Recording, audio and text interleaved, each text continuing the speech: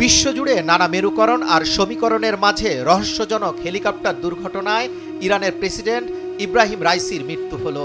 এমন মৃত্যু কি বার্তা দিচ্ছে বিশ্ব রাজনীতিতে? এছাড়া চলতি বছর সবচেয়ে আলোচিত খবরগুলোর মধ্যে গাজা যুদ্ধের পর যুক্ত হলো ইরানের প্রেসিডেন্ট ও পররাষ্ট্রমন্ত্রীর এমন অপমৃত্যুর সংবাদ।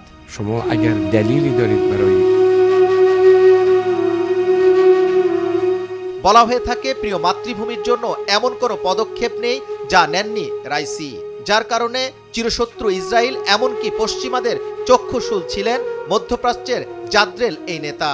যুক্তরাষ্ট্রের কঠোর নিষেধাজ্ঞার পরও কখনো মাথা নত করেননি তিনি, রাজি হননি কোনো আপোষেও।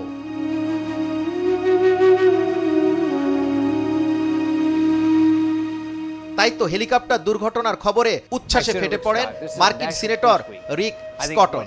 এক পোস্টে তিনি বলেন, রাইসিকে ভালোবাসা বা সম্মান নয়, এমনকি কেউ তাকে মিসও করবে না। যদি তিনি মারা যান, আমি সত্যি আশা করি ইরানের জনগণ তাদের দেশকে খুনি স্বৈরশাসকের হাত থেকে ফিরিয়ে নেওয়ার সুযোগ পাবে।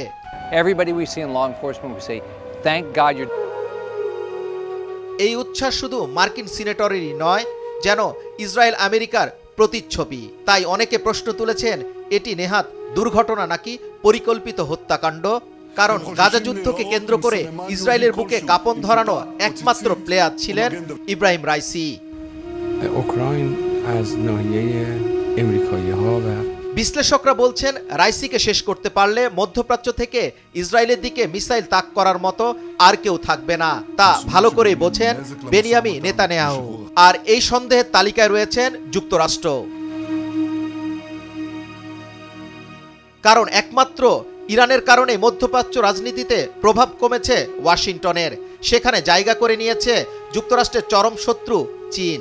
এছাড়া কাশেম সোলাইমানির মতো প্রভাবশালী জাদ্রেল নেতাকে হত্যা করতেও একটু বুক কাঁপেনি মার্কিনীদের। এমনকি বারবার হুঁশিয়ারি দিয়েও ইরানকে পরমাণু কর্মসূচি থেকে ফেরাতে পারেনি যুক্তরাষ্ট্র।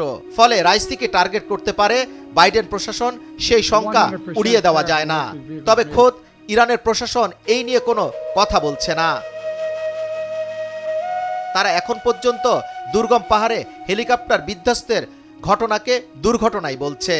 আর সমগ্র ইরান জুড়ে চলছে শোকের মাতম। দীর্ঘ 16 ঘন্টা পর হেলিকপ্টার বিধ্বস্তের লোকেশন জানা যায়। এই দুর্ঘটনায় পাইলট সহ 9 আরোহী সবাই নিহত হয়েছেন।